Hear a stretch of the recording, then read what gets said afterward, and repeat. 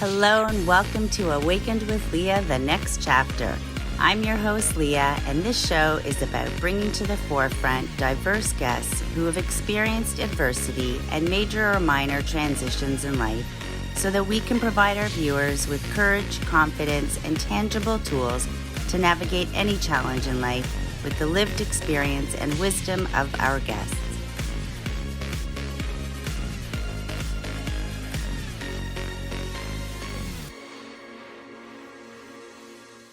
I am so honored to introduce everyone today to Elisha Galambos, Director and Founder of EAG Innovation, which is a mental health service for families. Welcome, Elisha. Thank you so much for having me. It's a pleasure to be here. I really appreciate you being here and for your courage to openly speak about your experiences with us. I think the more we continue to listen to others and the more we get curious and speak about the more our experiences, the more we just learn collectively as a whole. And, that's what I'm about personally and professionally.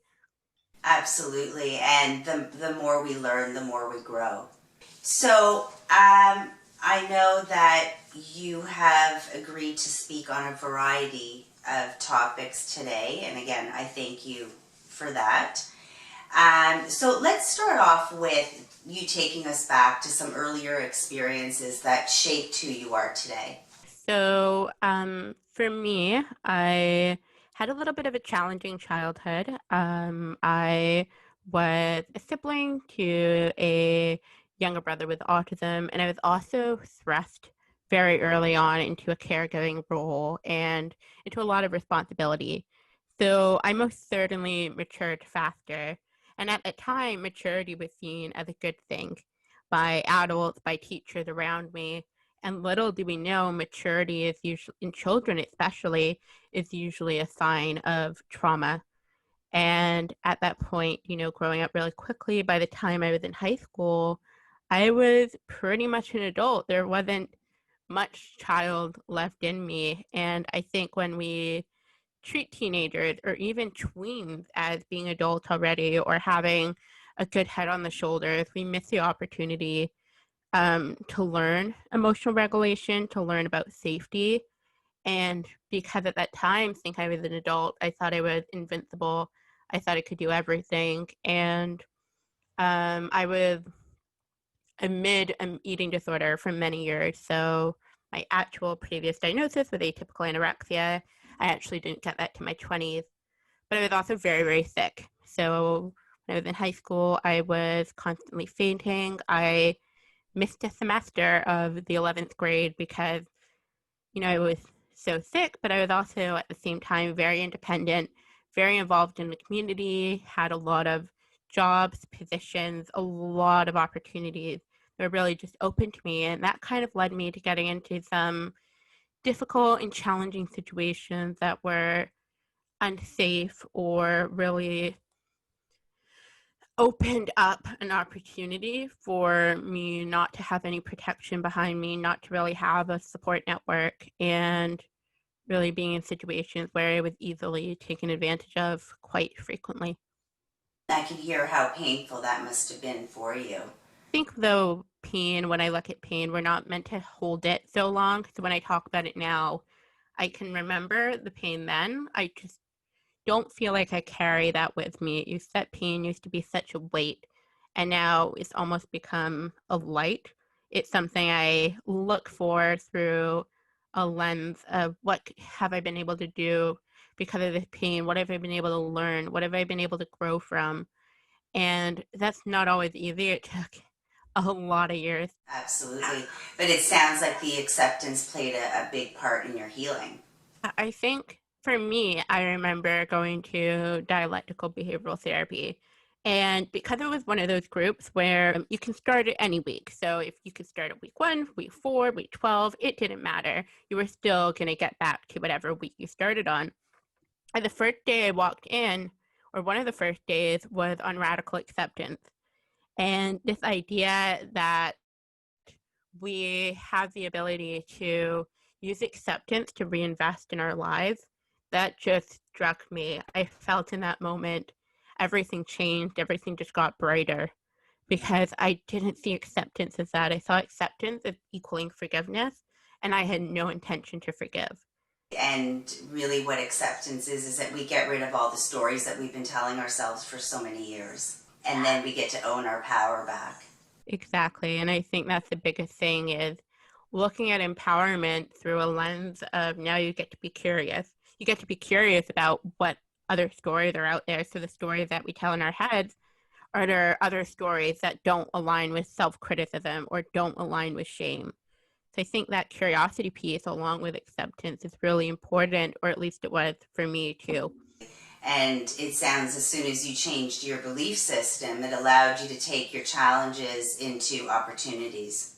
Yeah. And I mean, it was a while. At that point, I was like, okay, what can I do to reinvest in my life? And they were little things. I refer to them as small acts of resistance because these are the things we're supposed to do. We're told we're supposed to do each and every day. So my small acts of resistance were things like being seen, going to the park and reading a book, and just being seen in public. So doing more than, you know, going to therapy, going home, going to work.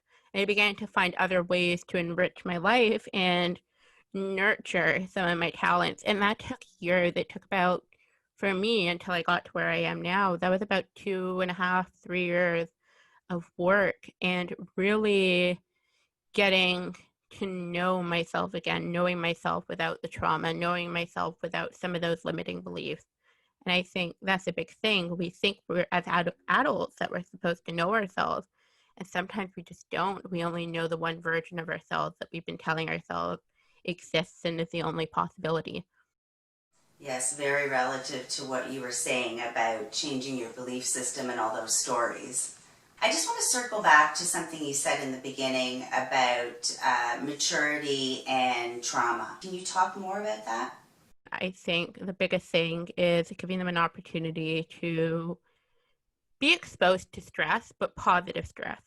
So children who are exposed to things like having to share their toys for the first time, going to school for the first time, being left with a babysitter for the first time, yeah, that's definitely a stressful experience for a child because it's something that's new for them.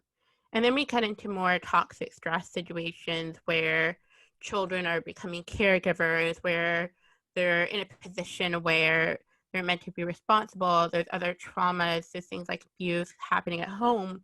Those toxic stress elements can really lead to early maturity because that child, and at least for me in my case, hasn't had time to play, haven't had time to explore, haven't had time to get curious and play in the mud and find friends. They've just been treated in a way where they're meant to bear a load. And that's how I always felt as a child. And this is my load to bear. I got to soldier on. And as adults, a lot of the adults I talk to and speak to or offer peer support to, a lot of the time they find those limiting beliefs are either coming from childhood or sometimes it's adulthood that weight gets pressured on them. And when you're weighing that pressure onto a child, that maturity spikes.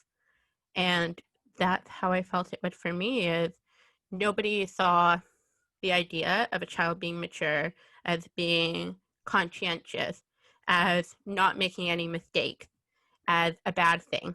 Because in a lot of parents' minds and a lot of adults' minds and a lot of educators' minds, they think, great, this isn't a problem. He really began speaking in class till the 6th or 7th grade. I was just quiet. I didn't want to be seen. I didn't want to be heard. And a lot of that was influence coming in from the home environment. So I definitely, there was things I didn't even know that I knew how to do. I didn't know I was good at math or was able to do math even till high school. And all these things were limiting because I was too shy to ask questions. I was too scared to ask questions if I didn't know how to do something, didn't know how to ask for help. If there's one time I want to use the word should, is we should give everyone the opportunity to ask for help. And maybe it's not a should, maybe it's an essential human need that we just don't talk about enough in society because we're so limited by some of those beliefs that exist and some of those stigmas around maturity and childhood and what an ideal child is. Thank you for elaborating on that and creating more awareness around that, because it's true. A lot of adults don't see it that way. And so, we hand over our belief system to the kids thinking we're doing the best we can, but we have no idea, where we're leading the next generation. So, do you believe that it had the impact it did for you going into your eating disorder? Think so, because one of the reasons for me and that led to kind of atypical anorexia was not wanting to be seen. It was wanting to hide constantly because I thought by not being seen, no one would notice me. And if no one noticed me, that was a check mark in my book. That meant I was doing something right. And that also meant no one could hurt me. No one could ask me for anything. And at the same time, it was really striving for perfection because thinking, oh, well, I've already been told I'm perfect in these ways or I'm ideal in these ways. So I need to make myself more perfect. I need to make myself more lovable. And some of that influence from society creeped in, and then influence of my own trauma too was, having to always be in a place where I was in charge or in control of myself. And when things felt like they were out of control in my life, I felt I needed an outlet. I needed something to turn to. And especially at that age, when you're 11, 12, you're starting to give your child, or you're starting to get more control over what you eat. You're starting to get more control of what you're putting in your body, how you're exercising, what kind of movement you're participating in. And I was left to my own devices a lot of the time. So I really got to explore, and some of that was good exploration. There's things that I learned to do by myself because no one was standing over me telling me what to do. And on the other side, I got to explore things like eating disorder behaviors, other behaviors that were harmful. So, I mean, yes, now I'm an adult. I look at both the pros and cons. And at the time, it was just, this is the only good thing I'm doing. And that's kind of how I always felt about the eating disorder and engaging in behaviors is this is my one good thing because this is what allows me to maintain control. Now, of course, I know that's not true, but at the time, that was a very strong belief for me. It sounds like the control was to protect yourself. The procrastination led to, the perfectionism led to needing more of that control to protect yourself. Yeah. And I do actually want to go back to that word procrastination that you just used because I think that is something we don't talk about with eating disorders and perfectionism is sometimes what happens in the pressure to be perfect and to do everything right, we end up not wanting to do it at all. We end up just wanting to throw our hands back and say, if I can't do this right, I'm just not going to do it. I'm just going to give up. And I found, even though being as mature as society said I would wait until I had basically all my ducks in a row before even saying, okay, I can write down the first word on my assignment. So all of that, of course, it's living in a constant state of anxiety when you're now procrastinating like that and you're really allowing that fear to be perfect come through, and then you're using the eating disorder for control. So I think procrastination is a really good word, although we're not using it in the typical sense. I think it's definitely something that's relevant in line with perfectionism too. So Yeah, I love that you brought that up, because the way it plays out is perfectionism is procrastination, and procrastination, what's underneath that is fear. And you spoke about that because you had this fear and you felt the need to protect yourself. Very relative to exactly what you were saying. And so you mentioned that you needed to find ways to nurture yourself in order to step out of that. So what were some ways that you found that you nurtured yourself that healed you besides acceptance? so these days, what I found has been really nurturing is approaching everything with a curious mind. And with curiosity, I think I've been able to heal in more ways than one. I got really curious about the other parts of myself. So what my inner child had to say, what my inner teenager had to say, what those inner parental voices were saying, and looking at gaining control over all those stories in my head. The mother figure in my head was more so over controlling, very much in line with the eating disorder, whereas the inner child, this kind of toddler voice, was very much if someone could just love me, and being a little bit more impulsive. So recognizing all those voices and getting curious and beginning to have really having deep conversations with myself. The amount of times I've just laid on the floor and surrendered, and just not surrendered to a task, not surrendered to a project, just surrendered myself to the universe, is such a big thing. And it's not a strategy you'll find in any book. It's more spiritual, it's more internal, and the universe can be anything in your life, I think. I've heard people describe it as human goodness, as the relationship with a higher power. I find that's been the biggest thing, is learning how to surrender, learning how to let go, and using some of that curiosity for good instead of using it to explore ways that are harmful.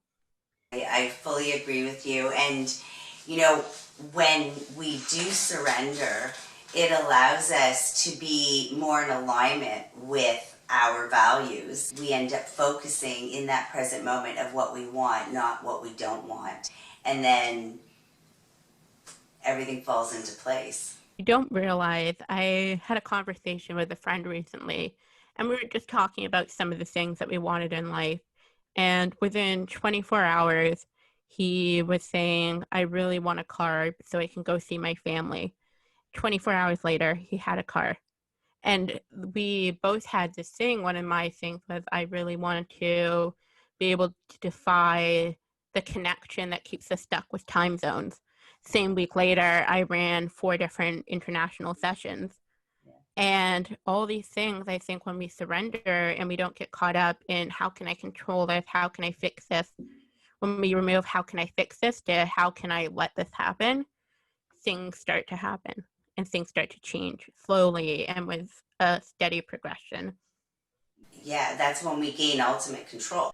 And the example that you just gave with your friend is he was focusing on what he wanted. He wasn't focusing on the past and being a victim to it or blaming others. He was focusing on what he desires, and then it manifests. We don't always get what we want, but most certainly, the universe is with us all the time. So if we focus on what we want, we have a better chance of being in the flow. Can you tell us how you broke through some of the fears in order to take the action that you took? I had to get really scared, and I mean legitimately scared for my life. So, I mean, at that point, the eating disorder had manifested into a way that was beyond my control, that it couldn't be a secret any longer. And you got to remember, I kept it a secret from ages 12 to about 20 something. So it got to the point where it really, I was sick. And I mean, it wasn't just the fainting kind of deal anymore. It was of a more serious nature. And being like, okay, I'm starting to get scared. I took a really mild step. I mean, I'd already done some kind of therapies, but I wasn't really engaged with them. I was just kind of I was showing up. And then dialectical behavioral therapy came along, and I understood what acceptance looked like at that point. I understood mindfulness. I understood how to breathe into my body better. And for me, the first step really began with doing more peer support outlets, was sitting in a room of folks who were just like me, who had all been through similar experiences, who could relate with the idea of the perfectionism, could relate with trauma, were willing to talk openly and share. And through there, I began to heal because we were all curious about each other. We all asked questions. We all gave each other accountability. We all made sure that we were unconditional. And that's really where it started. And I began to kind of say, okay, I need to talk to someone who has knowledge in these areas, who's able to speak about trauma, who's able to speak about eating disorders, who's able to help medically. And I just sort of began to assemble my support network. And I knew peer support was a really great thing for me at that time. So I incorporated that in. I built up the team I needed, and I began to make choices. So before, when we look at our system, especially here in Canada, typically if you're in a hospital setting, your mental health nurse is assigned, your social worker is assigned, your group facilitator is assigned. So I never really got to make a choice about who my provider is going to be, who's going to be responsible for my care, who do I want to connect with and build an alliance with. And when I always thought, I remember thinking so deeply that I'm never going to find anyone I like. Everyone else has been bad, or they've left, or they've been a limited time. And the day I got to choose someone was the biggest thing. I got to make a choice. And then I realized I could make all these other choices.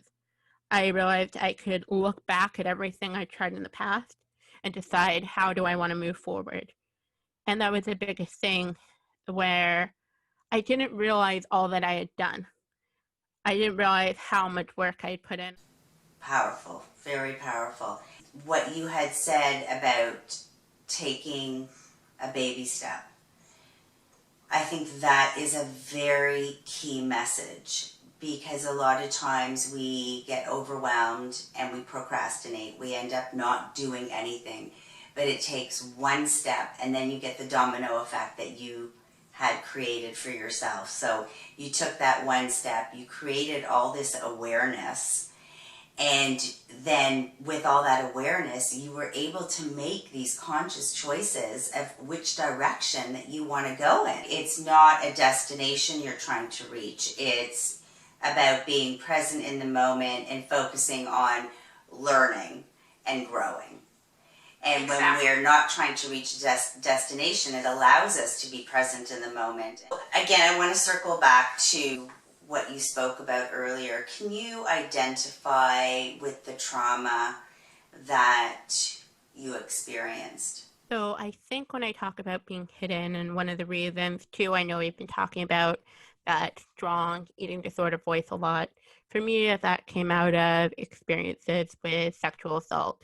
So with maturity and with being treated like a grown up, I began exploring alcohol at an early age. I began hanging out with people a lot older than my age as well, because I could relate on their level. It made sense for me to be there. And at the time, I was in a youth group setting. Despite my trauma, despite everything that had happened to me up to that point, I was very much mature, responsible. So at the time while I was helping someone out, we were sitting in the back of the car, kind of separated, secluded from the rest of the group. And that's where the assault took place. And at that time, it was very much so me not understanding and just feeling this really intense blame on myself, because I knew that with maturity, I was supposed to be responsible. I was supposed to not let this happen. I was, I should. And those were the words that kept coming up for me. And I felt like I felt an overwhelm. And I mean, at that time, that was also around the same time I was fainting. I was working a couple of jobs. I was doing some cooperative education. I was really the person who everyone had told me I was supposed to be, minus the sickness. Um, so, I mean, when it happened, I think it took some time to understand, and I didn't particularly tell anyone about it. I think at the time I might have told 2 people, and I just remember still having to sit in cars and just having so much anxiety and so much distress, and I couldn't show it. There was no way I could tell anyone else in my life because I felt if I said anything, they would blame me. They would tell me I'm a bad person. Of course, this was your fault. So I really kept it in. And I kept it in even though at that time I was going through so much else, and I just began to hide more. I decreased my involvement in a lot of areas. I just began to look for things in the background. And I think in the 12th grade, I ended up going to an arts high school because my previous high school was like, you've been sick here. If you faint, we can't really do anything about it. And I was really lucky that the arts high school that I went to, it was just a supportive environment. And I mean, it was also happened to be right across from the hospital. So that was, really helpful and fantastic. But my environment began to change and I began to realize, okay, I'm still hiding. And I was hiding at doing the things I really loved to do before. I was so afraid of being seen as if it was just written on my face. Like at that point, I felt like I was wearing a sign. Like, you know how you see in cartoons, like a kick me sign? I thought I was wearing a sign like, don't go near me. I'm damaged. I'm ruined. I have too much baggage. And some of that was from childhood experiences with abuse as well. But a lot of it had come from that particular experience I had when I was 16. So, yeah, a lot of the hiding and a lot of the shame really came up at that point. And to have that anxiety and distress from this traumatic experience that you went through is completely understandable. The intellectually the maturity was there, but emotionally you had not reached that emotional stability yet, and then you were put into this situation where now you were reflecting negatively on yourself about how you should have handled it or that you should have been able to handle it. Emotionally, you didn't have the opportunity to gain the maturity and wisdom yet at that age. Intellectually, I was above someone of my years. I mean, I remember having to do things like readability checkers, and they were at PhD level, and I had all of these other aspects of intelligence, yet emotionally, I didn't have healthy coping skills. What I did have was resilience. Like, I look back and I'm like, I was resilient and I was pretty amazing to overcome that because my brain knew it needed to search for a way to cope. It knew it needed to search for something to relieve this pain because it didn't know. I didn't know how to process it emotionally or how to talk about it or have the wisdom to do it, to do anything with it or know what I needed. It sounds like with the willingness to put the work into it, you are able to actually forward focus, right? Exactly. As opposed to, I mean, you touch on the past, you sort of evaluate, look at what wasn't working, and you use that to your advantage to move forward. Now, life is a journey of transitions, and our goal is to provide our viewers with hope, but also to provide them with a tangible takeaway. So what's one tangible takeaway that led you to your next chapter that you can share with our viewers? It's the idea that two things can exist at once. I can feel, so for the example I gave before, I can feel sadness coming up at a time where I want to feel happiness and I can choose to feel happiness. Or things can be hard and I can do hard things. Just replace some of those buts. Because when we're butting ourselves all the time, we're invalidating those important emotions. We're invalidating our thoughts. We're the ones treating ourselves as less than. And I think it's so important to just see things on every side, in every avenue, and every curiosity. And I think that's what a transition is too. We're making choices. We're making choices to stay, and things can be different in my life right now. And although I'm doing this really hard thing and transitions aren't easy, and I'm overcoming it, I'm walking the path, I'm walking through the journey. So I always like to think of that. And I really want to go back to the idea that we're continuously making choices, and can be one of your choices that you choose to make on your journey. That's all the time that we have today, but I want to thank you so much for being here. We appreciate you, your story, and your wisdom. And I look forward to having you on the show again very soon. Thank you so much. It's an absolute pleasure. I hope I can, even be of service to one person. It just brings so much light into my life, and hopefully others are continuing to watch your show and getting curious with you as you kind of share a lot of these really important and significant stories. Thank you. And to all our viewers, thank you so much for being here, and I look forward to sharing the space with you again next time. Thank you.